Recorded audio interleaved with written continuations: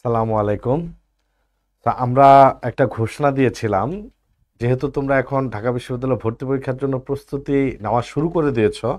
আমরা একটা ঘোষণা দিয়েছিলাম যে আমরা কিছু ফ্রি ক্লাস নেব এবং 5টা ফ্রি ক্লাসের স্কেডিউল এবং টপিকগুলি কিন্তু আমরা পাবলিশ করে দিয়েছি।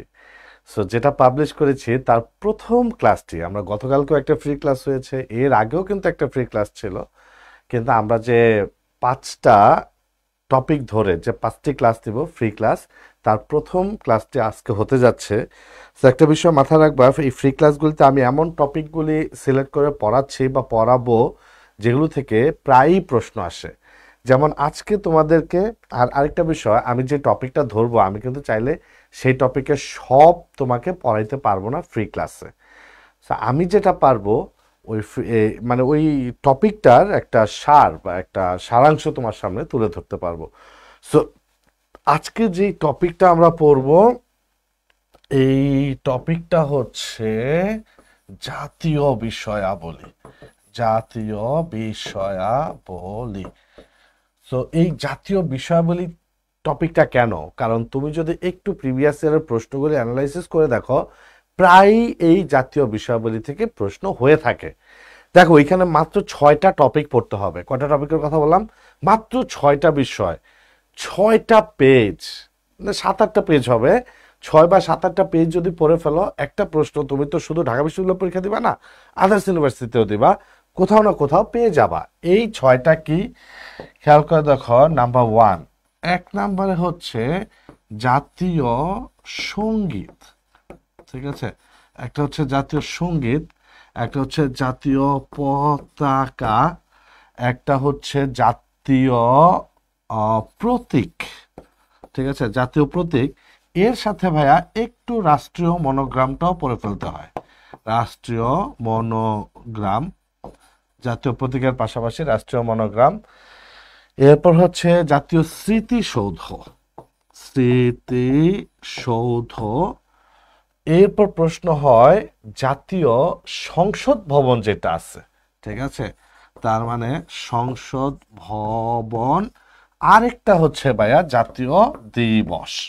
তাহলে খেয়াল করে দেখো, এই যে 1 নম্বরে কি বললাম, জাতীয় সঙ্গীত, 2 নম্বর হচ্ছে জাতীয় পতাকা, 3 হচ্ছে প্রতীক বা রাষ্ট্রীয় মনোগ্রাম, 4 হচ্ছে জাতীয় স্মৃতিসৌধ, 5 সংসদ ভবন, আর 6 নম্বর হচ্ছে দিবস। এই কয়েকটা বিষয় যদি তুমি একটু পড়ে ফেলো, তাহলে কিন্তু একটা না একটা বিশ্ববিদ্যালয়ে তুমি কোনো না কোনো প্রশ্ন পেয়ে যাবা। তাহলে আমরা কি ক্লাস শুরু করতে পারি? আমরা আজকে একটু টপিকগুলি নিয়ে একটু দেখব, ঠিক আছে? টপিকগুলি নিয়ে তাহলে আমি তোমাদের সাথে আগে একটু পরিচিত হই। আমি একটু পরিচিত হই, কারা কারা আছো আমি একটু দেখতে চাই তোমাদেরকে। একটু তোমরা কে কোন জেলা থেকে আমার ক্লাস করছো দেখছো একটু আমাকে জানাও। আর আজকে ক্লাসে যা পড়া হবে তার পিডিএফ যদি পেতে চাও, তাহলে এটা একটু শেয়ার দিয়ে স্ক্রিনশটটা একটু আমাদের ইনবক্সে দিতে হবে, তাহলে পিডিএফটা পেয়ে যাবা। জীবন আদাব দিয়েছ, তারপর হচ্ছে সুমাইয়া সুলতান আছো আমাদের সাথে, আব্দুল্লাহ জিহাদ, ইসরাত জাহান আছো, বেলাল আছো, ইমন আছো। তো যারা যারা আছো একটু কে কোন জেলা থেকে দেখছো আমাকে একটু জানাও। তোমাদের সাথে আগে একটু পরিচিত হই, তারপর আমি আমার ক্লাসটা শুরু করি। ঝালকাঠি থেকে আছো হচ্ছে সাদিয়া, বজলুর রশিদ সালাম দিয়েছ, ওয়ালাইকুম সালাম। ফারহানা তাসনিম আছো, এনামুল, এনামুল রেগুলার আমাদের ক্লাস করছো। তৌসিফও ক্লাস করছো কুমিল্লা থেকে। তারপরে আরো অনেকে আছো, নুসরাত জাহান আছো ময়মনসিংহ থেকে। অর্পিতা আছো, আমি ঢাকা থেকে ক্লাস করছি, থ্যাংক ইউ অর্পিতা। অরিন আছো আমাদের সাথে, ওকে। বরিশাল থেকে আছো হচ্ছে ফাইজা। ওকে, তাহলে আমরা ক্লাসটা শুরু করি। থ্যাংক ইউ তোমরা যারা যারা যারা আমার ক্লাসের সাথে আছো, তোমাদের সবাইকে অনেক ধন্যবাদ। আমরা ক্লাসটা শুরু করি, ঠিক আছে? আমরা শুরুতেই যেই বিষয়টি পড়ব এটি হচ্ছে জাতীয় সঙ্গীত, ঠিক আছে? আমি আগে কিছু প্রশ্ন সলভ করিয়েছিলাম যে কিভাবে প্রশ্নগুলি হয়। জাতীয় সঙ্গীত, আচ্ছা, জাতীয় সঙ্গীত দেখতে হলে একটা বিষয় একটু বুঝতে হবে। খেয়াল করে দেখো, এইটা ছিল একটা সময় বঙ্গ, ঠিক আছে? সো একটা ছিল বঙ্গ। সো বঙ্গ বলতে এর মধ্যে পশ্চিমবঙ্গ ছিল, এই যে পশ্চিমবঙ্গ, এর মধ্যে ছিল হচ্ছে আসাম, এর মধ্যে ছিল বিহার, এর মধ্যে ছিল হচ্ছে উড়িষ্যা, ঠিক আছে, এর মধ্যে এই যে আজকে যে পূর্ববঙ্গ মানে আমাদের যে অংশ এইটাও ছিল। তাহলে খেয়াল করে দেখো বঙ্গ যে প্রদেশটা, ঠিক আছে, এই বঙ্গ প্রদেশটার মধ্যে পশ্চিমবঙ্গ ছিল, আসাম ছিল, বিহার ছিল, উড়িষ্যা ছিল, পূর্ববঙ্গ ছিল। তাহলে এটা একটা বড় প্রদেশ ছিল। তাই এই প্রদেশটাকে ইংরেজরা শাসনের সুবিধার্থে ভাগ করলো, ঠিক আছে, শাসনের সুবিধার্থে ভাগ করলো। এই ভাগ করার পর এই সাইড যেটা, এটা হলো পূর্ববঙ্গ ও আসাম। এটা হচ্ছে পূর্ববঙ্গ ও আসাম, পূর্ববঙ্গ এবং আসাম নিয়ে এই সাইডটা থাকলো। আর এই সাইডে থাকলো হচ্ছে পশ্চিমবঙ্গ, বিহার এবং উড়িষ্যা, ঠিক আছে, এই সাইডে থাকলো পশ্চিমবঙ্গ, বিহার, উড়িষ্যা। সো এই যে ভাগটা হলো, এই ভাগটাকে আমরা বলছি, যে ভাগটা হলো এই ভাগটাকে আমরা বলছি বঙ্গ, ভাগটাকে আমরা বলছি হচ্ছে বঙ্গ ভঙ্গ, ঠিক আছে, এই ভাগটাকে আমরা বলছি বঙ্গ ভঙ্গ। তো এই বঙ্গ ভঙ্গটা হয় কত সালে এইটা তোমরা জানো, 1905 সালে, ঠিক আছে। এই বঙ্গভঙ্গটা কে করেন, এটা করেন হচ্ছে লর্ড কার্জন, এটাও তোমরা জানো। কিন্তু আমাকে একটু তোমরা বলো 1905 সালের কত তারিখে এই বঙ্গভঙ্গটা হয়েছিল। এই বঙ্গভঙ্গটা কেন পড়ছি, আমাদের জাতীয় সঙ্গীত, জাতীয় বিষয় বলতে জাতীয় সঙ্গীত পড়ব, তার জন্য এই বঙ্গভঙ্গ টপিকটা লাগবে। যারা একটু ক্লাসটা শেয়ার, অরিন লিখেছ শেয়ার ডান, লক্ষ্মীপুর থেকে দেখছো, যারা একটু ক্লাসটা শেয়ার দিবা তারা আমাদের ক্লাসে পিডিএফটা পেয়ে যাবা, ঠিক আছে। সো তোমরা আমাকে একটু বলো বঙ্গভঙ্গ যে 1905 সালে হয়, সেইটা যে লর্ড কার্জন সাহেব করেন, এইগুলো তোমরা সব জানো। বাট তোমাদের কাছে আমার প্রশ্ন, বঙ্গভঙ্গটা 1905 সালের কত তারিখে হয়?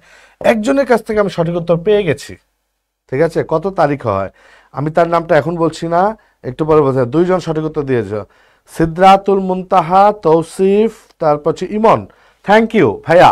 এটা হয় হচ্ছে 1 সেপ্টেম্বর, ঠিক আছে, বঙ্গভঙ্গটা হয় 1905 সালে এবং সেটা হয় হচ্ছে 1 সেপ্টেম্বর, ঠিক আছে।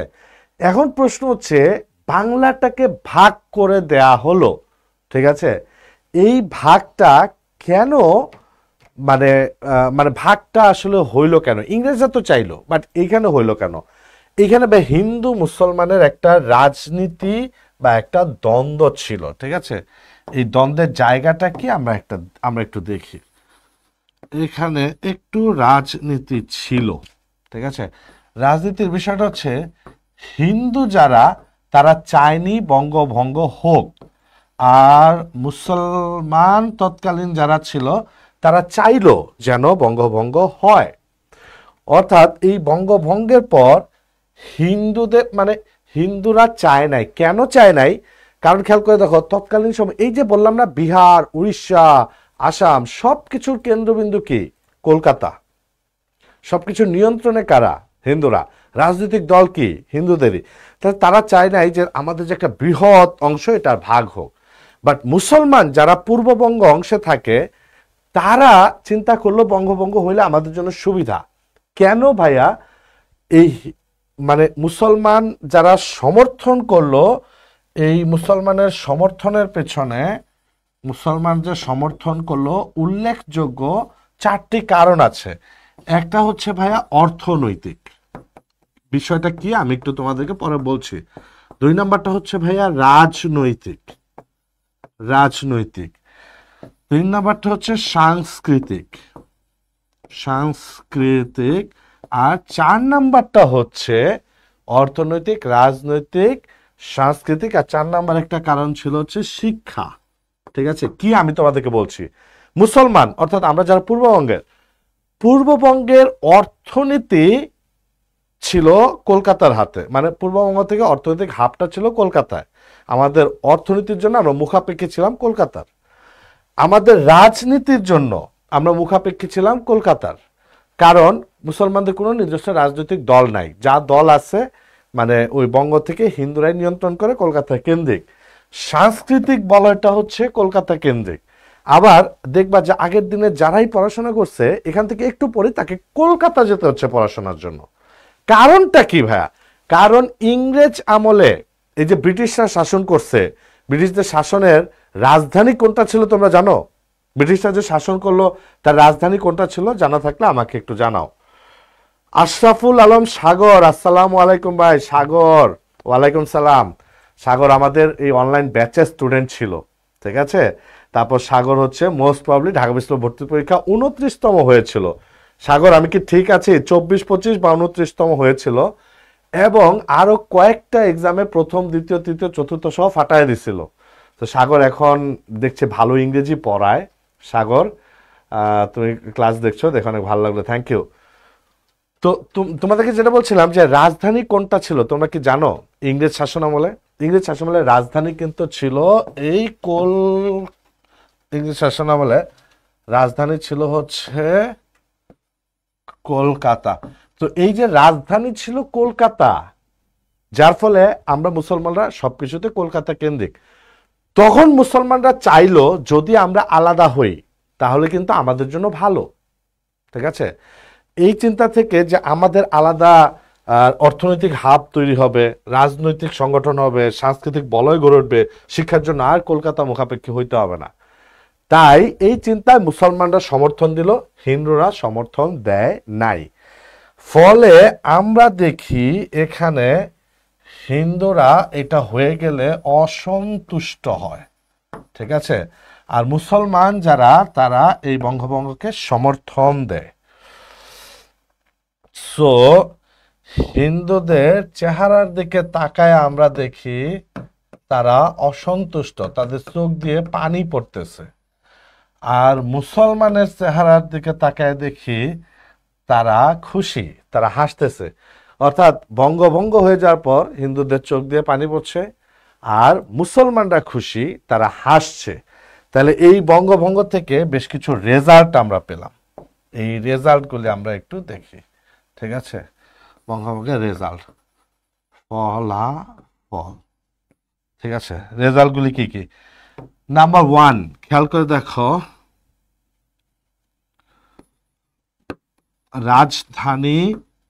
রাজধানী হয় ঢাকা। তো 1 নাম্বার যেটা দেখলাম এটা হচ্ছে ওই যে রাজধানী কি ছিল? কলকাতা। আমরা কার কেন্দ্রিক ছিলাম? কলকাতা কেন্দ্রিক। সো কলকাতা থেকে রাজধানীটা ঢাকা হইলো। সরি, কলকাতা থেকে না, মানে কলকাতা তো থাকলো, বাট এখানে যে পূর্ববঙ্গ হলো, রাজধানী হলো ঢাকা। তাহলে আমরা কি আর কলকাতার মুখাপেক্ষী থাকলাম না? আমরা নতুন ঢাকা পাইছি, আমরা ঢাকা কেন্দ্রিক হব, রাজধানী হলো ঢাকা, ঠিক আছে। এখন ভাই এখানে একটা কথা আছে, এই ঢাকা মোট রাজধানী হয়, ঠিক আছে। ঢাকা মোট রাজধানী হয় কতবার কেউ বলতে পারবা? একটু কমেন্ট করে জানাও তো। রোবা, আসসালামু আলাইকুম। রোবা আজকে ক্লাসে আসতে তো দেরি করলা কেন? মাইশা রহমান মিতু, আসসালামু আলাইকুম স্যার। যারা প্রাইমারিতে একজন, হ্যাঁ আচ্ছা কি বাবা আজকে 170 জনের মতো আছো, কিন্তু 20 কন্যা কোথায়? মানে 20 কন্যা একটু কমেন্ট করলে ভালো লাগে।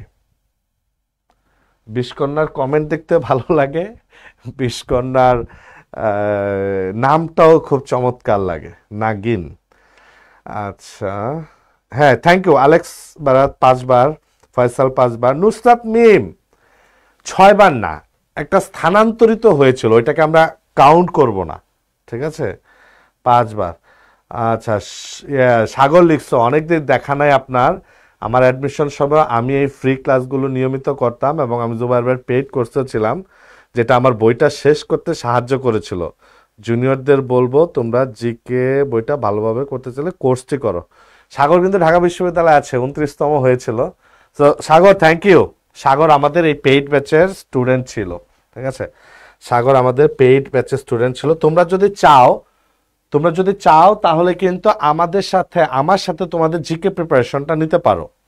জুবাইর জিকে বইটা তো তোমরা পড়ছো এবং পড়বাই, মানে এইটা তো তোমরা পড়বা, এটা সবাই পড়ে। তুমি যদি এটা এখন নাও কিনো, হয়তোবা তোমার কোনো শিক্ষক বলবে এটা পড়ার দরকার নেই, ওইটা পড়ো, তুমি ওইটা পড়তে যাও, এরপরে দেখবা তোমার সব ফ্রেন্ডরা এটাই পড়ে, পরে ঠিকই এটা পড়া শুরু করবা। সেটা তো পড়বা, পড়ার পাশাপাশি এই বইটা যদি এই বইটা রাইটারের সাথে শেষ করা যায় তাহলে বিষয়টা কেমন হয়। এই জন্য তোমরা যদি আমার সাথে থাকতে চাও কোর্সে, তাহলে এই জিকে প্রিপারেশনে জুবায়ের স্যার এই কোর্স থেকে আমি তোমাদের সাধারণ জ্ঞান শেষ করে দিব। আমি বলবো যে তুমি হুটহাট অনলাইনে তো কোথাও না কোথাও ভর্তি হবা, তোমার বাংলা ক্লাস কে নিবে, ইংরেজি ক্লাস কে নিবে, সাধারণ জ্ঞান ক্লাস কে নিবে না জেনে তুমি ভর্তি হয়ে যাচ্ছ, কারণ নিশ্চিত না যে কারা ক্লাস নেবে বা মিক্সড করে ক্লাস নেবে। কিন্তু এটা অনলাইনে জামানা, তুমি চাইলে একদম বেস্ট টিচারদের ক্লাসটা করতে পারো। বাংলা বেস্ট টিচার আছে, যেমন আমি বাংলার জন্য সাজেস্ট করতে পারি দুর্বা সুজিব স্যারকে। ইংরেজির জন্য কোনো বেস্ট টিচার আছে, তার কাছে তুমি একটা কোর্স করতে পারো। জেনারেল নলেজের জন্য আমি বলবো যে আমার সাথে থাকো, ইনশাল্লাহ আমার কোর্সটার সাথে থাকো, তোমাদেরকে 40টা ক্লাসে আমি বাংলাদেশ আন্তর্জাতিক শেষ করায় দেব। তার পাশে 40টি এক্সাম, সাম্প্রতিক থেকে প্রচুর প্রশ্ন হয়, তার সাম্প্রতিকের 10টা ক্লাস হবে, সাম্প্রতিক এক্সাম হবে হচ্ছে 10টা। ক্লাসগুলি ফেসবুকে হবে, বাট আমাদের ওয়েবসাইটে ক্লাসগুলি রেকর্ড থাকবে। সো এই কোর্সটা একদম ভর্তি পরীক্ষার আগ পর্যন্ত, ঠিক আছে, ভর্তি পরীক্ষার আগ পর্যন্ত সাম্প্রতিক সহ আমি প্রিপারেশন নিয়ে দিব। এই কোর্সটা হচ্ছে 1250 টাকা। এইটা যদি তুমি এখন নাও 25 আগস্টের আগে যদি নাও, তাহলে মাত্র 990 টাকায় কোর্সটা কিনতে পারবে। তো তোমরা যারা আমার ক্লাস করছো, আমি আর এটা নিয়ে আর কথাবার্তা বলবো না। তোমরা যারা আমার ক্লাস করছো, ইনশাল্লাহ আমি আশা করি তোমরা আমার সাথে থাকবা, আর তোমরা আমার সাথে থাকবে, ইনশাল্লাহ তোমাদের সাথে ক্লাস হবে।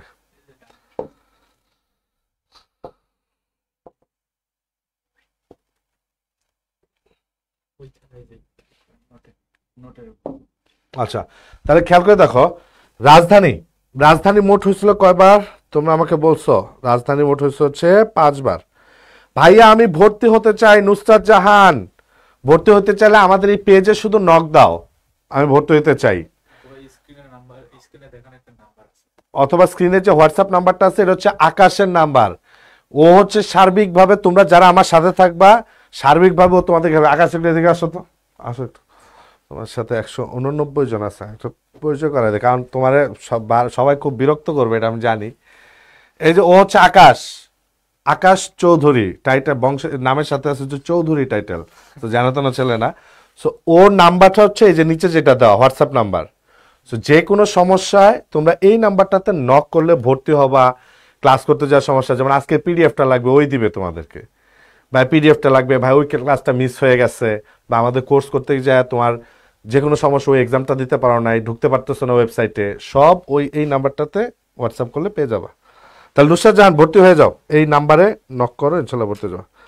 সেকেন্ড টাইমারটা কি এই ক্লোজটা করতে পারবে? হ্যাঁ পারবে। সেফ একাডেমিতে আপনি নাই এবার? আসিফ, আমি সেফ একাডেমিতে নাই, আমি নিজে পড়াচ্ছি, ঠিক আছে। ক্লাস কি রেকর্ড থাকবে? হ্যাঁ রেকর্ড থাকবে। বেল্লা, হ্যাঁ 5 বার দিয়ে দিয়েছো, 5 বার। স্যার আমি জুবাইরজিকে বই কিনেছি, অনেক সুন্দর সাজানো বই। ইতি আক্তার, জুবাইরজিকে বইয়ের পাশাপাশি আমাদের কোর্সটা করতে পারে। ওয়ালাইকুম সালাম। বিশকন্যা কমেন্ট করছে, সালাম দিচ্ছে। তো এতক্ষণ বিশকন্যা ছিল না। বিশকন্যা তোমার কথা বলছি, তুমি ক্লাসে নাই, তাই ক্লাসটা ভালো লাগতেছে না। বিশকন্যাকে ছাড়া, কারণ একটা কমেন্ট করবে বিশকন্যা, বিষ ছড়াবে ক্লাসের মধ্যে, এটা সুন্দর। যারা প্রাইমারি দিব তারা কি কোর্সটি করতে পারবে? সবাই করতে পারবে। আমি ভাবছিলাম আকাশ ভাই বোধহয় ছোট, এখন দেখি বড়। আচ্ছা, নাজিম সুলতানা, ওকে ভাই। রেকর্ড কোথায় পাবো? ক্লাসগুলি হবে হচ্ছে তোমার ইয়েতে, এই যে ফেসবুকে একটা সিক্রেট গ্রুপে। তুমি যখন আমাদের ওয়েবসাইট থেকে কোর্সটি কিনবা, দেখবা যে তুমি একটা সিক্রেট গ্রুপের লিঙ্ক পেয়ে যাবা। ওই লিঙ্কে সিক্রেট গ্রুপে ঢুকবা, ওইটা মেম্বার থাকবা, ওইখানে ক্লাস হবে। বাট ক্লাসটা হওয়ার পরে ক্লাস কিন্তু আর থাকবে না, রেকর্ড থাকবে হচ্ছে আমাদের ওয়েবসাইটে। সো ওয়েবসাইটের অ্যাক্সেস তো তোমার কাছে থাকবেই, ঢুকে তুমি ক্লাস করতে পারবা। ওকে, আমি পড়াই যাই। মোট রাজধানী হয় কয়বার ভাইয়া? মোট রাজধানী হয় 5 বার। তার মধ্যে একটা প্রশ্ন হয় যে প্রাদেশিক রাজধানী হয় কয়বার? সো প্রাদেশিক রাজধানী হয় 2 বার। তাহলে ঢাকার রাজধানী হলো কয়বার? 5 বার। প্রাদেশিক রাজধানী হয় কয়বার? 2 বার। এই যে 2 বার রাজধানী হয়, তার মধ্যে প্রথমটা হয় 1905 সাল, এই যে এটা, আর দ্বিতীয়টা হয় হচ্ছে 1947 সাল। প্রশ্ন হচ্ছে প্রাদেশিক রাজধানী, তার মানে আগে একটা প্রদেশ থাকতে হবে, সেই প্রদেশের রাজধানী। সো যখন 1905 সালে বঙ্গভঙ্গ হয়, পূর্ববঙ্গটা হয় প্রদেশ, আলাদা প্রদেশ, ওই পূর্ববঙ্গের রাজধানী হয়। তারপরে কি প্রথম প্রাদেশিক রাজধানী হয়। আর একদম প্রথম রাজধানী হচ্ছিল 1610 সালে, ওইটা তো জানো, ওই যে জাহাঙ্গীরনগর, ইসলাম খান যেটা করেছিল। কিন্তু প্রথম প্রাদেশিক রাজধানী, প্রদেশের রাজধানী, এই যে পূর্ববঙ্গের রাজধানী, এটা 1905 সালে। আবার যখন পূর্ব পাকিস্তান হয়ে আমরা 1947-এ, তখন আবার ওইটা রাজধানী হয় ঢাকা। তো প্রাদেশিক রাজধানী হয় দুইবার। আচ্ছা, রাজধানী হয় দুইবার, নাম্বার 1। এবার দেখো নাম্বার 2, ঠিক আছে, মুসলিম লীগ গঠন, মুসলিম লীগ গঠন, ঠিক আছে। সো মুসলিম লীগ হয়েছিল কত সালে? 1906 সালে। এটা কত? 30 ডিসেম্বরে হয়েছিল, 1906 সালে 30 ডিসেম্বর। কোন জায়গাটায় হয়েছিল এটা কেউ বলতে পারবা? এইটা কমেন্ট করে আমাকে জানাও, তোমরা রেসপন্স করো। থ্যাংক ইউ ভাইয়া, তোমরা 180 জন ক্লাস করতেছো, থ্যাংক ইউ। এই ক্লাসের পিডিএফ যদি তোমাদের দরকার পড়ে, একটু ক্লাসটা শেয়ার দিয়ে একটু স্ক্রিনশটটা আমাদের পেজে পাঠাইলে পিডিএফ পেয়ে যাবা। তো যেটা বলতেছিলাম যে মুসলিম লীগ তো গঠিত হল 1906 সালে 30 ডিসেম্বর। এইখানে উদ্যোক্তা ছিলেন, যিনি মুসলিম লীগটা করেন, উদ্যোক্তা ছিলেন হচ্ছে নবাব সলিমুল্লাহ।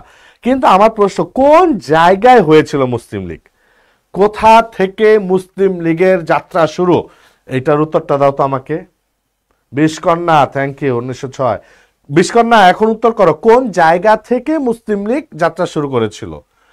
আমার ঢাকা বিশ্ববিদ্যালয়ের রাষ্ট্রবিজ্ঞান বিভাগের অধ্যাপক নুরুল আমিন স্যার একটা কথা বলেন যে ঢাকায় জন্ম নেওয়া একটা রাজনৈতিক দল পৃথিবীতে 3টা দেশের জন্ম দিয়েছে। আবার কথাটা শোনো, ঢাকায় জন্ম নেয়া একটা রাজনৈতিক দল পৃথিবীতে 3টি রাষ্ট্রের জন্ম দিয়েছে। ভাই, এই মুসলিম লীগের কথা বলেছে। এই মুসলিম লীগের প্রস্তাবনা থেকে ভারত পাকিস্তান হয়েছে।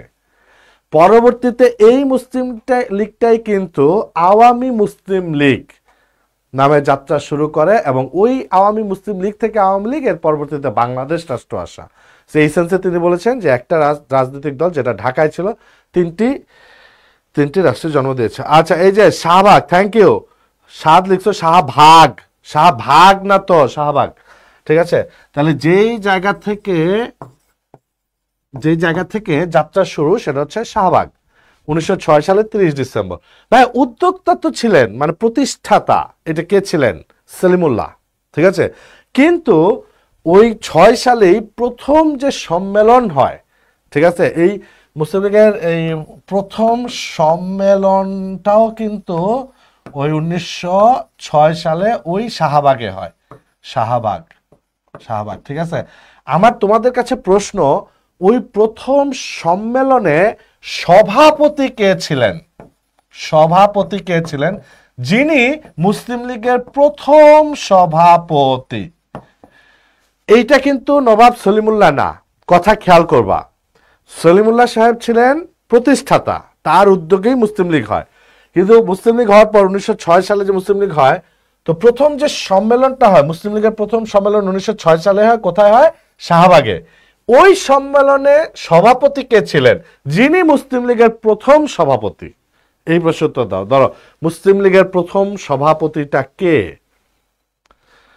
আচ্ছা, মিম উত্তর দিয়েছ। মেডিকেল অ্যাসপিরেন্টদের জন্য আলাদা জিকে কোর্স লঞ্চ করবে কে? Nazifa, just wait and see. আগামী মাসে ফার্স্ট উইকেই মেডিকেল স্টুডেন্টদের জন্য শুধু সাধারণ জ্ঞান অংশের কোর্স পাবা, ঠিক আছে। আর নাজিফা, তুমি যদি মনে করো মেডিকেলের পাশাপাশি অন্যান্য বিশ্ববিদ্যালয়ের প্রস্তুতি নিবা, তাহলে ওই কোর্সের অপেক্ষায় না থেকে তুমি এই কোর্সটার সাথে থাকো আমাদের। কারণ এখানে আমি একটু ডিটেলস পড়াবো, মানে মেডিকেল কোর্সে আমি 15টা ক্লাসে শেষ করে দিব সব, আর এই কোর্সে আমি 40টা ক্লাসে সব শেষ করব। সো তুমি মানে এই কোর্সটা হয়তো 990 টাকা, মেডিকেলের কোর্সটা হয়তো 600 টাকা থাকবে।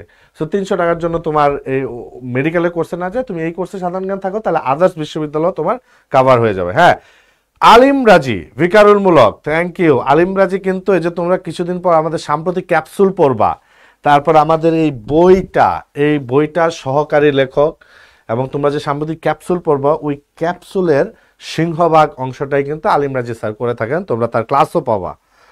ওকে, মাওলানা আব্দুল হামিদ। ভাসানী না অ্যালেক্স, ভাসানী না। প্রথম সভাপতি যিনি ছিলেন তিনি হচ্ছেন ভিকারুল মুলক, ভিকারুল মুলক, মুলক, ভিকারুল মুলক। ঠিক আছে, তাহলে এটা মাথায় রাখবা। মুসলিম লীগের প্রতিষ্ঠাতা সলিমুল্লাহ, বাট মুসলিম লীগের যিনি প্রথম সভাপতি, যিনি প্রথম সম্মেলনে সভাপতিত্ব করেছিলেন, তার নাম হচ্ছে ভিকারুল মুলক, ভিকারুল মুলক। ইংলিশ ভার্সন জিকে হবে না? হ্যাঁ, ইংলিশ ভার্সন জিকে পাওয়া যাচ্ছে, সব জায়গায় পাবা, লাইব্রেরিতে পাবা, রকমাইতে পাবা। তাহলে এইটা দেখলাম হচ্ছে আমরা, এটা দেখলাম হচ্ছে আমরা যে মুসলিম লীগ গঠন। ঠিক আছে, মুসলিম লীগ গঠন। এইবার একটু আমরা 3 নম্বরে চলে, 3 নম্বর রেজাল্টে চলে যাই। ঠিক আছে, মুসলিম লীগ গঠন হলো 3 নম্বর, যেটা রাখি বন্ধন চালু। ঠিক আছে, রাখি বন্ধন চালু, এইটাও রবীন্দ্রনাথ ঠাকুর করেন। ঠিক আছে, 1905 সালে বঙ্গভঙ্গ হওয়ার প্রেক্ষিতে আমি বলেছিলাম অসন্তুষ্ট কারা ছিল? হিন্দুরা ছিল। তাই রবীন্দ্রনাথ ঠাকুরের অসন্তুষ্টি থেকে যেটা চালু করেন এটা হচ্ছে রাখি বন্ধন। এটা 1905 সালে হয়। এখন তোমরা কেউ আমাকে বলতে পারবা যে রাখি বন্ধন বিষয়টা আসলে কি?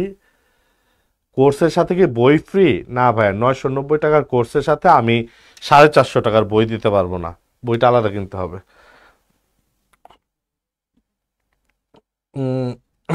আচ্ছা, রাখি বন্ধন চালু করে রবীন্দ্রনাথ ঠাকুর। কেউ বলতে পারে রাখি বন্ধন কি? ভাই, এটা একটা ভাগ হয়েছে, তো একটা মানে ভাগ হওয়া বা দ্বিখণ্ডিত হওয়া, একটা বিচ্ছেদ। তাই রবীন্দ্রনাথ ঠাকুর সম্প্রীতির জন্য যেটা করেন, রাখি বন্ধনটা হচ্ছে বোন তার ভাইয়ের হাতে রাখি পরিয়ে দেয়, একটা সম্প্রীতির সিম্বলিক একটা বিষয়। ঠিক আছে, তাই রবীন্দ্রনাথ ঠাকুর রাখি বন্ধন চালু করলেন। আর 4 নম্বরে যেটা হলো, ঠিক আছে, 4 নম্বরে যেটা হলো, এই অসন্তুষ্টি থেকে, হিন্দুদের অসন্তুষ্টি থেকে স্বদেশী আন্দোলন শুরু হলো। স্বদেশী আন্দোলন। এখন স্বদেশী আন্দোলনের নির্দিষ্ট কোনো সাল হয় না, এটা একটু ডিটেলসে পড়ার বিষয় আছে। আমি যখন মূল পড়াবো কোর্সের, তখন ডিটেলস পড়াবো স্বদেশী আন্দোলন। আপাতত শুধু জেনে রাখো, স্বদেশী আন্দোলনটা 1906 থেকে 1911 পর্যন্ত অনেকে বলে। ঠিক আছে, তো 1906 থেকে 11, কারণ 11তে তাদের উদ্দেশ্য হাসিল হয়ে যায়, বঙ্গভঙ্গ রদ হয়ে যায়, বাতিল হয়ে যায়। তো এইটা আসলে এই স্বদেশী আন্দোলনের প্রথম ধাপ। ঠিক আছে, এটাকে অনেকে স্বদেশী আন্দোলনের সাল হিসেবে ধরবে, এটা প্রথম ধাপ। 11-র পরেও এই আন্দোলন কিন্তু থেমে থাকে নাই। আন্দোলনের উদ্দেশ্যটা কি ছিল? যেমন দেখো, কিছুকাল আগে আমরা কি দেখলাম, যে কোটা বাতিলের বিপক্ষে আন্দোলন। ঠিক আছে, সো একটা সময় সরকার টিকতে না পেরে কোটা বাতিল করলো ঠিকই, কিন্তু ততদিনে আন্দোলন চলে গেছে এক দফায়, যে না, তুমি এত মানুষকে হত্যা করে ফেলছো, এই কোটা আন্দোলন দমন করতে গিয়ে এখন তোমার পতন চাই। তাহলে সেটার কোটা আন্দোলন ছিল না। ঠিক তেমনিভাবে স্বদেশী আন্দোলনের উদ্দেশ্য ছিল বঙ্গভঙ্গ রদ করা, বাট রদ হইল, কিন্তু এরপরে আন্দোলন চলে যায় ব্রিটিশ বিরোধী আন্দোলনে, যে তোমরা দেশ থেকে ভাগো। ঠিক আছে, তো 47 পর্যন্তই স্বদেশী আন্দোলন ছিল, বাট প্রথম ধাপটা ছিল 1906 থেকে 1911, 1906 থেকে 1911। আচ্ছা, এরপর যেটা আমরা দেখি, ঠিক আছে, এরপর যেটা দেখি 5 নাম্বার। ঠিক আছে, এরপর আমরা যেটা দেখি 5, এটা হচ্ছে রবীন্দ্রনাথ ঠাকুর অত্যন্ত ব্যথিত হয়ে যেটা গাইলেন, আমার সোনার বাংলা। কি গাইলো? আমার সোনার বাংলা, আমি তোমায় ভালোবাসি। এইটা কত সালে গাইলেন? 1905 সাল। ঠিক আছে, তাহলে ভাইয়া এই যে গানটা গাইলেন, এটা কিসের প্রেক্ষিতে? বঙ্গভঙ্গের প্রেক্ষিতে। তাহলে আমি একটু ডিটেলসে যাচ্ছি এই গানের। এটা তো বঙ্গভঙ্গের প্রেক্ষিতে গাইলেন, আমি একটু ডিটেলসে যাচ্ছি। দেখো, খেয়াল করো। এখন প্রশ্ন হচ্ছে, তোমার প্রশ্ন হয়ে যাবে, এই আমার সোনার বাংলা গানের প্রেক্ষাপট কি? প্রেক্ষাপট অর্থাৎ আমাদের জাতীয় সঙ্গীতের প্রেক্ষাপট কি? তাহলে উত্তর হবে হচ্ছে বঙ্গভঙ্গ। প্রশ্ন হতে পারে ওই গানের মধ্যে কি আছে? ঠিক আছে, গানে কি আছে বা কি নির্দেশ করা হয়েছে? সেটা হচ্ছে প্রকৃতির কথা, প্রকৃতির কথা। যদি প্রশ্ন হয় অনুকরণ বা অনুপ্রেরণা, অনুপ্রেরণা, তাহলে কোন গানের অনুপ্রেরণায়? বাউল সঙ্গীত, বাউল সঙ্গীত। খেয়াল করে দেখো, তাহলে আমার সোনার বাংলা, এটা প্রেক্ষাপট হচ্ছে বঙ্গভঙ্গ। ওই গানের মধ্যে আছে প্রকৃতির কথা আর বাউল সঙ্গীতের অনুপ্রেরণায়, ঠিক আছে। এখানে আবার আরেকটা বিষয় আছে, নকল করেন, ঠিক আছে। নকল করেন, রবীন্দ্রনাথ ঠাকুর একটা কাজ করেছিলেন। রবীন্দ্রনাথ ঠাকুরের পত্রবাহক ছিল গগন হরকরা, মানে পিয়ন ছিল। সো রবীন্দ্রনাথ ঠাকুর যখন কুষ্টিয়াতে আসতেন, শিলাইদহে আসতেন, তখন গগন হরকরা তাকে গান শোনাইতো। রবীন্দ্রনাথ ঠাকুরের কাছের মানুষ ছিল। গগন হরকর আবার লালনের ভক্ত, তাই লালনের একটা গান শোনাইতো, আমি কোথায় পাবো তারে, আমার মনের মানুষ জেরে। এই গানটা গাইতো, শোনাইতো রবীন্দ্রনাথকে। রবীন্দ্রনাথ ঠাকুর কি করলেন, ওই গানের সুরটা কাট কপি পেস্ট করে এই আমার সোনার বাংলাতে লাগিয়ে দিলেন। রবীন্দ্রনাথ ঠাকুর তো বুঝতে পারে নাই এক সময় এমন জামানা আসবে, ছেলেমেয়েরা শুধু মোবাইলে একটা চাপ দিবা, সব তথ্য চলে আসবে সামনে, তাই না? এআই এর জামানা যে এক সময় আসবে, রবীন্দ্রনাথ ঠাকুর হয়তো ভাবতে পারে নাই। তাই তিনি কাট কপি পেস্ট করে এই সুরটা লাগিয়ে দিয়েছিলেন আমার সোনার বাংলাতে। গগন হরকার আমি কোথায় পাবো তারে, মনের মানুষ জেরে, এই গানের সুর, ঠিক আছে। তার মানে আমার জাতীয় সঙ্গীতের সুরটা একটা নকল সুর, এটাই সত্য, এটাই বাস্তবতা। তো নকল করেন হচ্ছে গানের সুর কার কাছ থেকে? লালনের কাছ থেকে। সো যার গান শুনে এই নকলটা করেন তার নাম হচ্ছে গগন হরকরা, ঠিক আছে, গগন হরকরা। তাহলে আমরা আমার সোনার বাংলা থেকে কয়েকটা প্রেক্ষাপট পাইলাম, ঠিক আছে। এবার আমরা একটু জাতীয় সঙ্গীত আমার সোনার বাংলাতে আলাদা করে যাই, ঠিক আছে।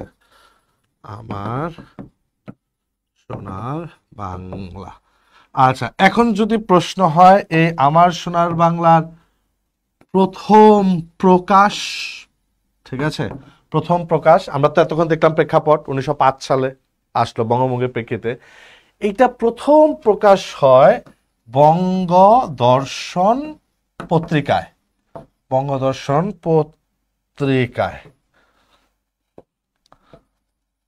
বঙ্গদর্শন পত্রিকা। এটাও সাল 1905 হবে। কিন্তু তোমাদের প্রশ্ন চলে আসতে পারে বাংলায় 1905 সালে বঙ্গদর্শন পত্রিকা এটা প্রকাশিত হয়, বাংলায় সেটা হচ্ছে 1312 সাল।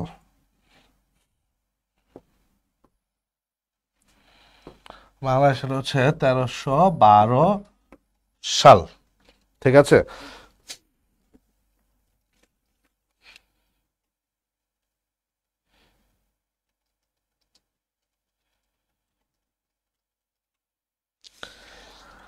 তাহলে দুইভাবে প্রশ্ন হতে পারে, বাংলা বা ইংরেজি দুইভাবেই প্রশ্ন হতে পারে ভাই। অবশ্যই 1312 সালে, ঠিক আছে, প্রথম প্রথম প্রকাশ হচ্ছে বঙ্গদর্শন পত্রিকায়।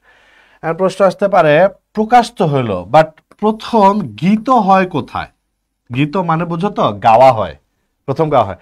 ভাই এইটা কলকাতা টাউন হলে একটা প্রোগ্রাম হয়েছিল, এই বঙ্গভঙ্গ বিরোধী প্রোগ্রাম, ঠিক আছে। ওইখানে যেহেতু এটা বঙ্গভঙ্গের প্রেক্ষিতে গানটা লেখা হয়, তাই প্রথম গীত হয়। এটা হচ্ছে কলকাতার টাউন হলে, প্রথম গীত হয় কলকাতা টাউন হলে। সালটা কত ভাই? এটাও 1905 সাল, 5 সালেই রচনা, 5 সালেই এটা গীত হয়, ঠিক আছে। প্রথম রেকর্ড এই এই আমার সোনার বাংলাটা প্রথম রেকর্ড হয়, এটা হয় আবার 1948 সালে। গ্রামোফোন কোম্পানি এই রেকর্ডটা করেন, গ্রামোফোন, ঠিক আছে, গ্রামোফোন কোম্পানি এই রেকর্ডটা করে। তাহলে বঙ্গদর্শন প্রথম প্রকাশিত হয়, বঙ্গদর্শন পত্রিকায় প্রথম গীত হয় কলকাতা টাউন হলে, আর প্রথম রেকর্ড হয়, এটা রেকর্ড হয়েছে 1948 সালে, গ্রামোফোন কোম্পানি এই রেকর্ডটা করে, প্রথম রেকর্ড, ঠিক আছে। আর এই গানটাই প্রথম হয়, অর্থাৎ বিবিসি জরিপে প্রথম, এইটা হয় ভাইয়া 2006 সালে। আমরা জানি না বিবিসিতে সেরা 20টি গানের তালিকা দেওয়া হয়েছিল, তার মধ্যে প্রথম হয়েছিল আমার সোনার বাংলা আমি তোমায় ভালোবাসি, এটা হচ্ছে 2006 সালে। আরেকটা তথ্য প্রথমে রয়ে গেল, ঠিক আছে, প্রথম প্রথম চলচ্চিত্রে, প্রথম চলচ্চিত্রে গানটির ব্যবহার, ঠিক আছে। সো প্রথম চলচ্চিত্রে ব্যবহার, এইটা ভাইয়া 1970 সালে। এইটা আমি তোমাদের কাছে জানতে চাইবো যে কোন চলচ্চিত্রে প্রথম আমার সোনার বাংলা গানটি গাওয়া হয়। তোমরা যারা আমাদের ক্লাসটি গুরুত্বপূর্ণ ভাবছো, তোমরা ক্লাসটি শেয়ার দিয়ে রাখলে পিডিএফটা পেয়ে যাবা। সো আমার সাথে প্রশ্ন উত্তর দাও তো। প্রথম হচ্ছে চলচ্চিত্রে ব্যবহার করা হয় 1970 সালে। প্রথম চলচ্চিত্রে ব্যবহার করা হয় 1970 সালে। এবার প্রশ্ন হচ্ছে এই যে 70 সালে ব্যবহার করা হয় এটা কোন চলচ্চিত্রে? সম্রাট, থ্যাংক ইউ। আরশিন সংখ্যা, সম্রাট সঠিক উত্তর দিয়েছ। জীবন থেকে নেয়া, রঞ্জন সঠিক উত্তর দিয়েছ। ওকে, তাহলে এটা হচ্ছে জীবন থেকে নেয়া। ঠিক আছে, জীবন থেকে নেয়া, জহির রায়হানের জীবন থেকে নেয়া চলচ্চিত্রে প্রথম এই গানটি ব্যবহার করা হয়। তাহলে খেয়াল করো, প্রথম প্রকাশ বঙ্গদর্শন পত্রিকা, প্রথম গীত কলকাতা টাউন হলে, প্রথম রেকর্ড হয় গ্রামোফোন কোম্পানিতে 1948-এ, বিবিসি জরিপে প্রথম 2006 সালে, আর চলচ্চিত্রে প্রথম ব্যবহার হয় 1970 সালে। ঠিক আছে। সো এখন আমরা দেখি এই আমার সোনার বাংলা যে গ্রন্থে আছে, গ্রন্থ, যে গ্রন্থটাতে আমরা এই আমার সোনার বাংলাটাকে পাবো, এই গ্রন্থের নাম হচ্ছে গীতবিতান। গ্রন্থের নাম গীতবিতান। কিন্তু ভাইয়া ওই গ্রন্থের মধ্যে যে মানে গ্রন্থ যদি প্রশ্ন হয় তাহলে গীতবিতান, আর যদি প্রশ্ন ওই গ্রন্থের কোন কাব্যে আছে, কাব্য, ঠিক আছে, কোন কাব্যে, তাহলে কাব্যটার নাম হচ্ছে স্বরবিতান। তাহলে কথাটা বুঝো, যে বইটার মধ্যে আমার সোনার বাংলা পাবো বইটার নাম গীতবিতান, ওই বইয়ের যেই কবিতাটাতে এটা পাবো, ঠিক আছে, যে কাব্যে এটা পাবো, কাব্যটা হচ্ছে স্বরবিতান। তাহলে এই স্বরবিতান কাব্যটা হচ্ছে মোট চরণ, মোট চরণ, ঠিক আছে,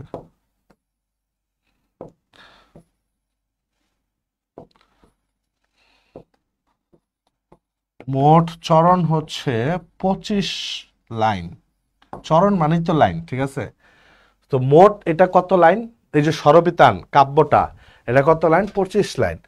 তো 25 লাইনের মধ্যে আমার জাতীয় সঙ্গীত হিসেবে আমরা নির্বাচন করলাম কত লাইন, 10 লাইন, ঠিক আছে।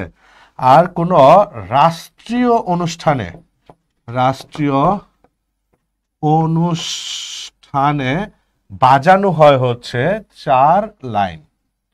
সো কথাটা বুঝবা। যদি প্রশ্ন হয় স্বরবিতান কাব্যটা মোট কত লাইন, স্বরবিতান কাব্যটা হচ্ছে, স্বরবিতান কাব্যটা হচ্ছে 25 লাইন।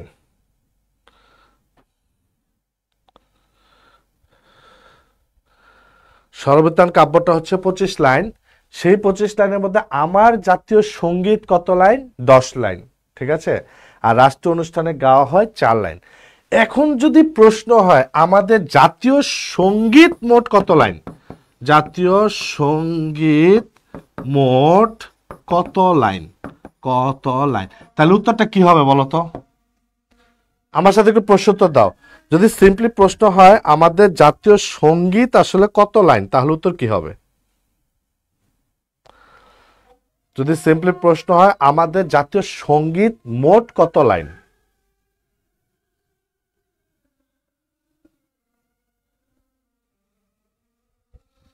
এইটার উত্তর দাও, আমাদের জাতীয় সঙ্গীত মোট কত লাইন। আচ্ছা ওকে ফাইন, মিম একটা উত্তর দিছ, সৌরভ উত্তর দিয়েছ। 25 লাইন লিখছ হচ্ছে মনিয়া, জুবায়ের লিখছ হচ্ছে, সৌরভ লিখছ 10 লাইন, রাজন লিখছ 10 লাইন, তারপর হচ্ছে সম্রাট লিখছ হচ্ছে 10 লাইন, জিহাদ লিখছ হচ্ছে 10 লাইন। হায় হায় মিনহাজুল, এতক্ষণ কি বললাম, তুমি কি লিখছ 4, 19 লাইন লিখছ শাহরিয়ার, সালমান শাহরিয়ার 19 কিভাবে আসলো? ইসরাত লিখছ হচ্ছে 25, সালমান শাহরিয়ার লিখছ হচ্ছে 10। আচ্ছা কথাটা শোনো, মোট শব্দ থাকলে তোমরা ভুল করতে পারো, মোট শব্দ দেখে তোমরা উত্তর দিয়ে দিতে পারো 25 লাইন।